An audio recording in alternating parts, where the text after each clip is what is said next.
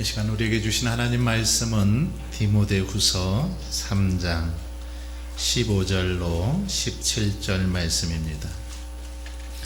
신약성경 345변에 있습니다.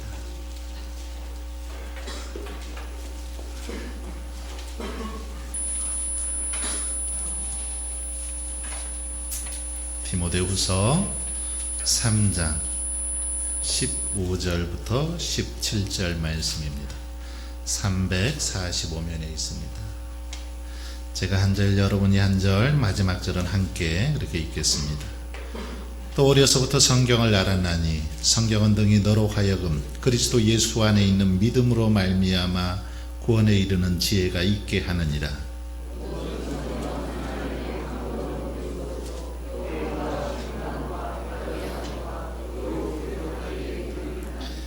이는 하나님의 사람으로 온전하게 하며 모든 선한 일을 행할 능력을 갖추게 하려 함이라.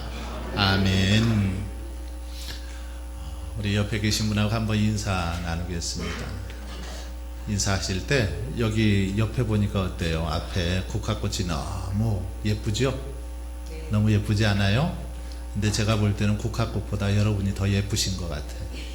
그러니까 여러분들끼리 인사하실 때 당신은 국화꽃보다 더 예뻐요, 이렇게 한번 인사하겠습니다. 시작.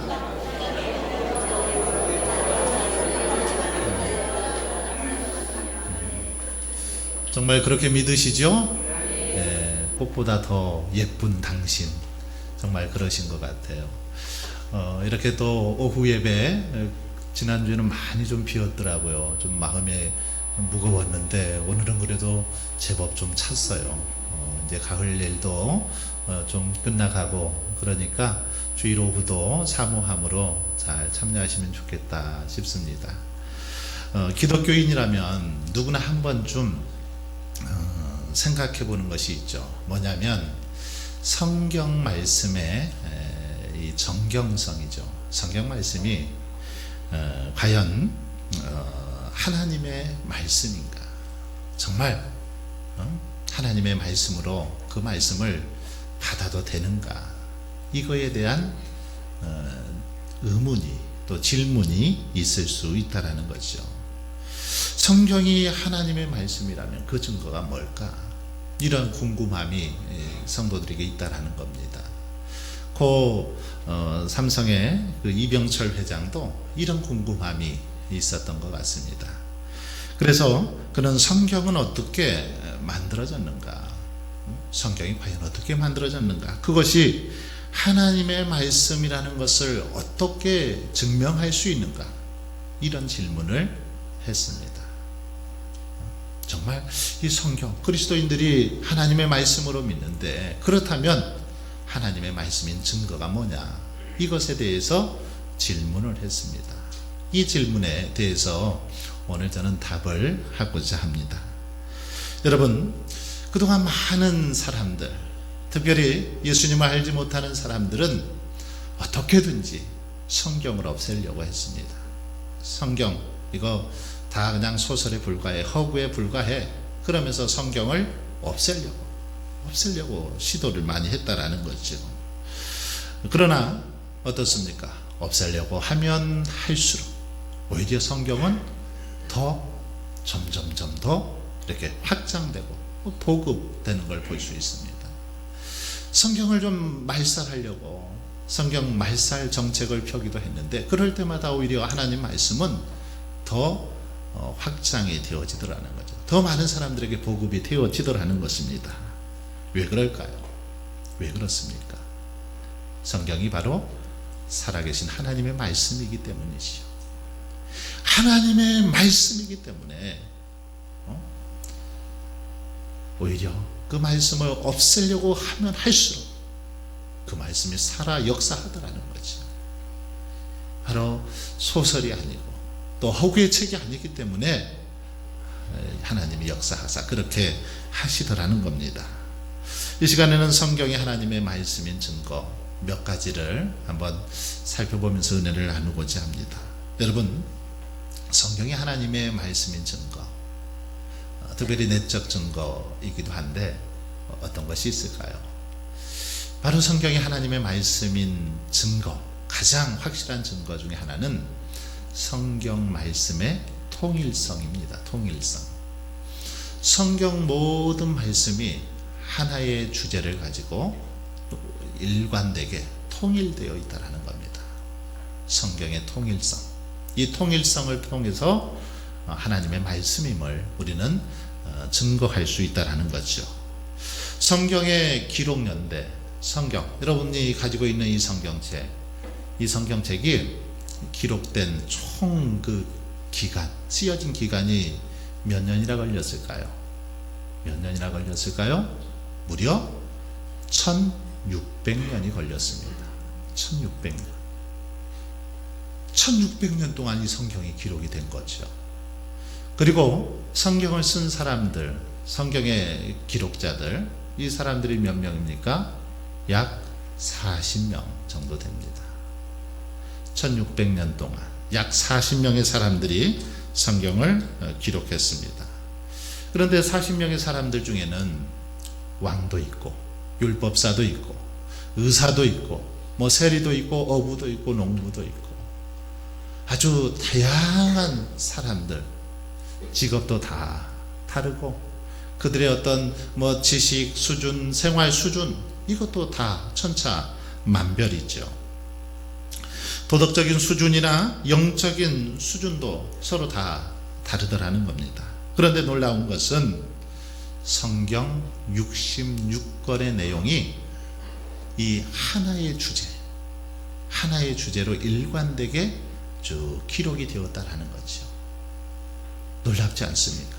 1600년이라는 시간 동안 40여 명의 사람들이 성경을 썼는데 각자 정말 다른 그런 분야에 있었던 사람들이 썼는데 하나의 주제로 그렇게 쓰여졌다라는 거죠.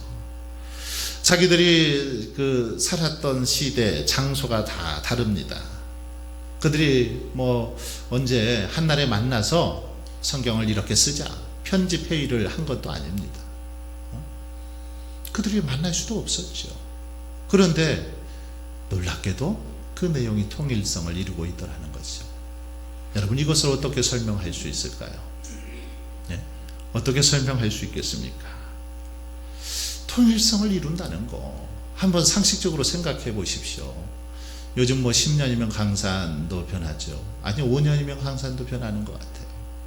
그런데 1600년이라는 이 어마어마한 시간 동안 그 많은 사람들이 성경을 썼는데 그에 정확하게 일치하고 통일되어 있더라는 거죠. 이것은 하나님의 역사하심, 하나님의 인도하심이 아니고서는 도저히 해석을 할 수 없죠. 하나님께서 개입하셨다라는 거죠.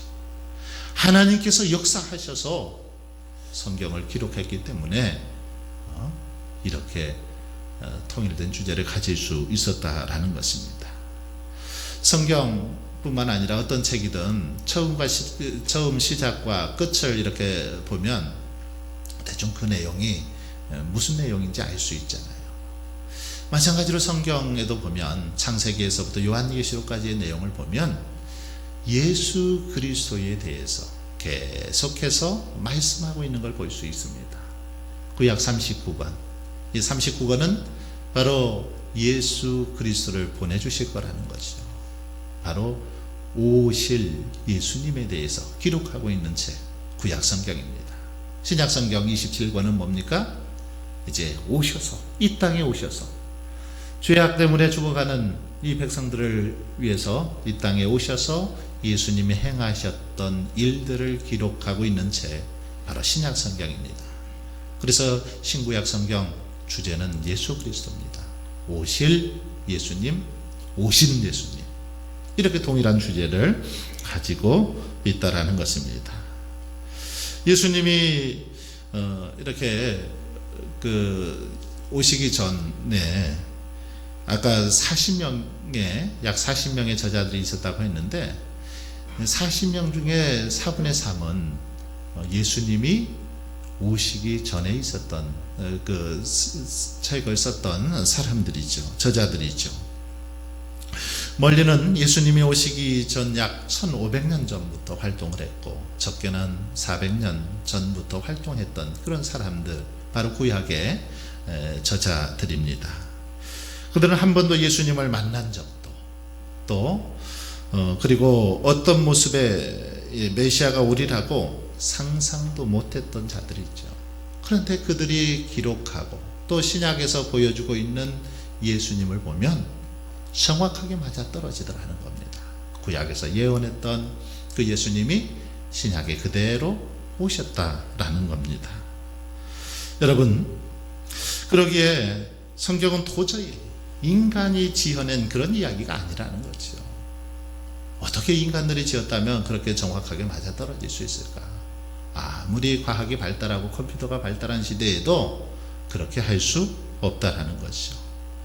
이렇게 성경은 시대와 장소에 구애받지 않고 전부를 이렇게 아우르면서 그들 모두에게 예수님에 관한 이야기를 쓰게끔 만드신 분이 있다라는 거죠. 바로 그분이 누굽니까? 하나님이라는 겁니다. 하나님께서 역사하셔서 그 저자들을 붙잡아 주셔서 그들을 통해서 그렇게 말씀을 기록하게 되었다라는 거죠. 바로 이것이 통일성이라는 겁니다. 이런 통일성이 있기 때문에 우리는 하나님의 말씀임을 알 수 있다라는 겁니다. 두 번째는 성경이 하나님의 말씀인 증거는 예언의 성취성 때문입니다. 예언의 성취성. 예언하신 대로 성경이 그대로 성취되었기 때문에 하나님의 말씀임을 알 수 있다라는 거죠. 구약의 선지자들이 예언했던 그 내용들이 그대로 이루어졌다라는 겁니다. 지금도 또 선지자들이 사도들이 예언한 내용들이 그대로 이루어져 가고 있는 걸 볼 수 있습니다. 그 중에 특별히 예수님의 초림에 관한 것 모두 다 성취되었죠. 이제 재림에 관한 것들도 종말에 관한 것들, 이것들도 성취를 기다리며 지금 남아있는 상태이죠. 이것도 반드시 이루어지죠. 구약에서 예언했던 것들이 이루어진 것처럼 신약시대에 또 예언한 것도 반드시 이루어진다라는 겁니다. 이 예언을 보면 에덴 동산에서부터 시작이 되는 걸 볼 수 있습니다. 창세기 3장 15절에 보면 하나님이 뱀을 향해서 뭐라고 말합니까? 여자의 후손은 내 머리를 상하게 할 것이요 너는 그의 발꿈치를 상하게 할 것이니라, 이렇게 했는데 여자의 후손이 누구입니까? 바로 예수님이시지요. 예수님께서 십자가에서 돌아가셨지만 승리하심으로, 죄악으로부터 승리하심으로 뱀의 머리를 상하게 하신 걸 볼 수 있습니다. 그뿐 아니지요. 예수님은 구약에서 예언하신 대로 동정녀 몸에 탄생하셨습니다. 베들레헴에서 나셨고 애굽으로 피신하셨고 유다의 배반을 당하시고 십자가에 못 박혀 돌아가신 사건들 다 구약에서 예언한 내용들이죠. 그대로 다 이루어졌다라는 겁니다. 여러분, 그 로또 복권 뭐 사신 분 계실지 모르겠는데 로또 복권 숫자가 6자리잖아요. 6자리. 6자리만 맞으면 당첨이 되는 거거든요. 쉬울 것 같죠. 6자리 뭐 그 정도야 맞지 않을까. 근데 사보십시오. 잘 안 됩니다. 왜 안 될까요? 확률이 너무너무 적습니다. 로또 복권 그 6자리가 당첨될 확률이 따져보니까 841만 분의 1이랍니다. 841만 분의 1. 그러니까 우리나라 뭐 인구가 지금 한 5천만이라고 할 경우 841만이면 한 뭐 그 이제 한 6분의 1 정도 될 것 같은데 당첨될 확률 5천만 명 중에서 이게 당첨될 확률이 정말 너무너무 소수다라는 거죠. 아무리 열심히 해도 5천만 명 중에 6명 당첨이 되는 꼴이거든요. 841만이면. 근데 이게 얼마나 어려운지 예를 들어 보면 쌀 있잖아요. 요즘은 쌀을 옛날에는 80kg를 한가마니로 했거든요. 지금은 이제 자꾸 이렇게 작아지고 해서 보니까 뭐 그냥 20kg 정도 한가마니 하더라고요. 전에는 40kg 정도도 했던 것 같은데 40kg도 좀 무거우니까 20kg 한가마니 하는데 80kg 한가마니, 80kg 한가마니가 쌀 숫자를 세보니까 한 톨 한 톨 세보니까 한 260만에서 300만 개 정도 된대요. 제가 세보도는 안 했는데 그렇다고 하더라고요. 그러면 쌀 80kg짜리 3가마니 정도 여기 바닥에다가 쌀을 한 3가마니 80kg짜리를 부어 놓는 거예요. 그리고 거기다가 다 흰쌀인데 검정쌀 하나를 딱 떨어뜨려 놓은 겁니다. 그리고는 눈을 감고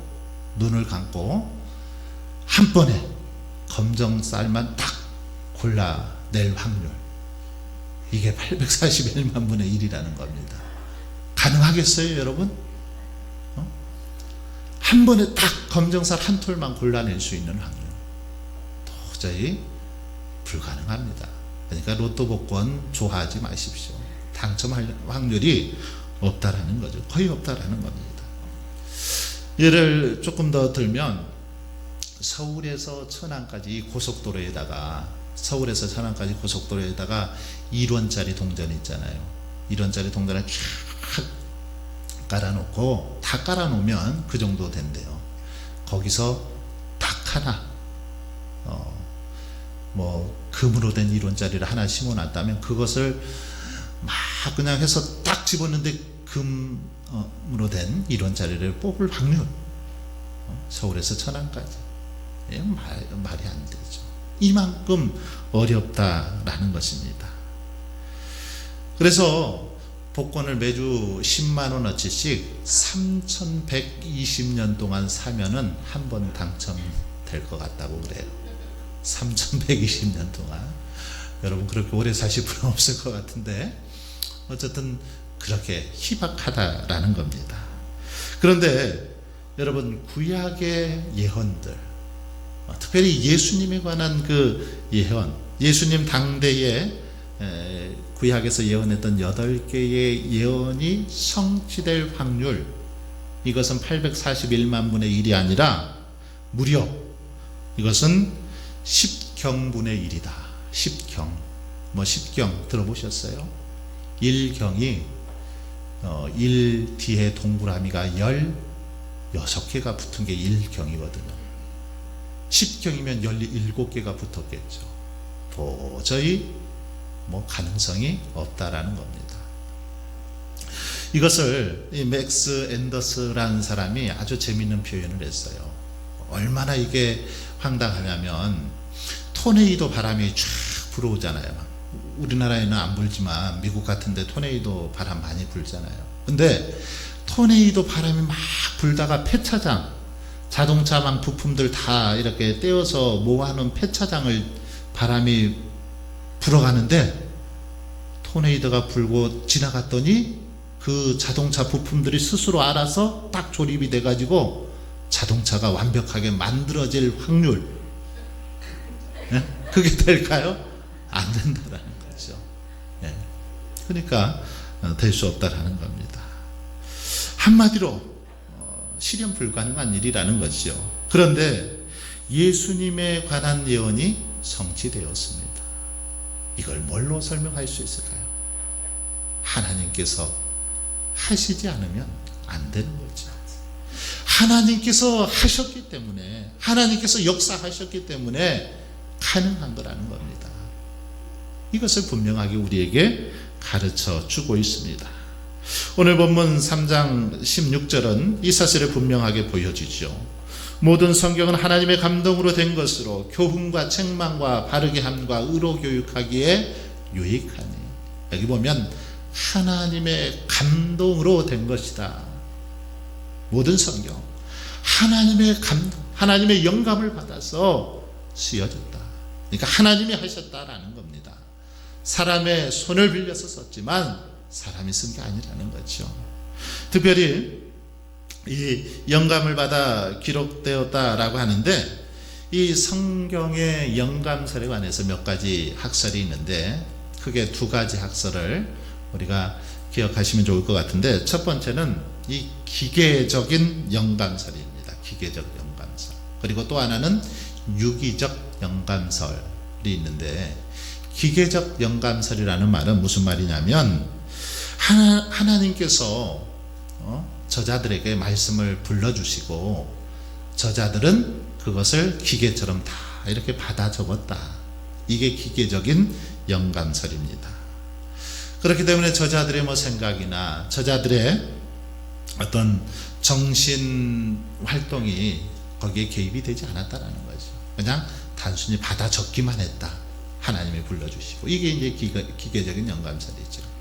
유기적인 영감설은 뭐냐면, 하나님이 저자의 인격이나 성품이나 또 어떤 배움의 정도, 학식, 지식, 경험, 이런 것들을 사용해서 하나님이 뜻하시는 바를 온전히 계시해 주셨다라는 게 바로 유기적인 영감설입니다. 그러니까 저자의 어떤 학식, 문체, 그래서 성경의 저자들마다 좀 문체도 다르고 다 좀 다르죠. 이 글의 어떤 수준도, 언어를 구사하는 수준도 다르고 다 다른데, 이게 바로 유기적인 영감설이지요. 우리 개혁교회는 바로 이 두 번째 유기적 영감설을 믿습니다. 하나님께서 저자들의 어떤 그 성품이나 그리고 인격, 신앙의 수준이나 이런 것들을 통해서 그렇게 하나님이 영감을 주셔서 쓰여졌다라는 걸 믿습니다.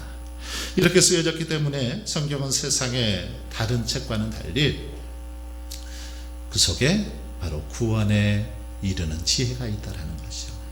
세상의 다른 책들과 달리 구원에 이르는 지혜를 주시고 온전하게 하는 능력이 이 성경 안에 있다라는 거죠. 15절을 한번 보세요. 또 어려서부터 성경을 알았나니 성경은 능히 너로 하여금 그리스도 예수 안에 있는 믿음으로 말미암아 구원에 이르는 지혜가 있게 하느니라. 바로 이것이 성경이라는 겁니다. 하나님의 능력으로 영감을 받아서 쓰여졌기 때문에 이 안에는 구원에 이를 수 있는 지혜가 있다라는 겁니다. 17절도 보시면, 이는 하나님의 사람으로 온전하게 하며 모든 선한 일을 행할 능력을 갖추게 하려 함이라.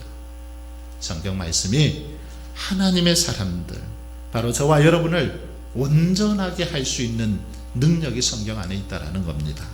뿐만 아니라 모든 선한 일을 행할 능력을 갖추게 한다. 이 땅에서 선을 행하면서 믿음으로 살아갈 수 있는 능력과 지혜를 주시는 제, 바로 성경 말씀이라는 겁니다. 그렇습니다. 여러분, 성경은 교양 도서가 아니라는 거죠. 우리를 죄에서 벗어나 하나님의 자녀가 되게 하고 구원에 이르도록 하는 제, 바로 하나님의 말씀 성경입니다. 이 성경을 통해서 수많은 사람들이 변화된 걸 볼 수 있습니다. 말씀을 아멘으로 받아들이고 그 말씀에 순종할 때 정말 많은 사람들이 변화되어지더라는 것이요.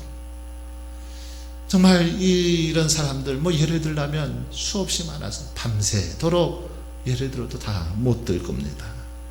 어부인 베드로가 전도자가 된 것, 바로 이 하나님의 말씀에 붙들렸기 때문이죠. 핍박자인 사울이 위대한 그렇게 복음 전도자가 될 수 있었던 것, 하나님의 말씀에 붙들렸기 때문에 가능했습니다. 이 성경을 통해서 수많은 사람들이 예수 그리스도를 알고 또 구원에 이르는 지혜를 얻게 되었습니다.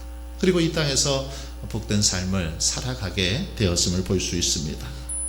이처럼 성경은 여러분, 사람을 바꿔놓는 능력이 있습니다. 우리의 인생을 바꿔놓는 능력, 성경에 있습니다. 왜 그럴까요? 성경은 살아있는 하나님의 말씀이기 때문이지요.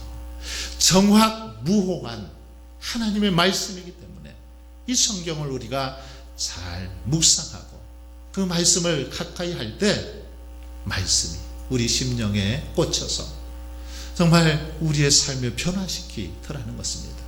하나님의 말씀은 살았고 운동력이 있어서 좌우의 날성검처럼 예리해서 우리의 혼과 영과 및 관절과 골수를 찔러 쪼개는 능력, 바로 이 성경 말씀 안에 있더라는 것입니다.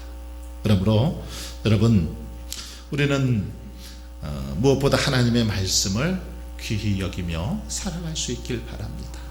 하나님께서 친히 써주시고 정말 역사하시는 이 말씀을 늘 가까이 하며 살아갈 수 있길 바랍니다.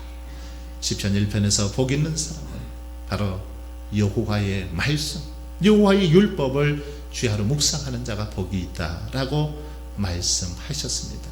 그러므로 다시 한번 저와 여러분이 성경은 분명한 하나님의 말씀임을 기억하면서 더욱더 이 말씀만을 사랑하고 또 말씀만을 귀히 여기며 하루하루 말씀의 축복을 누리며 살아갈 수 있기를 주의 이름으로 축원합니다.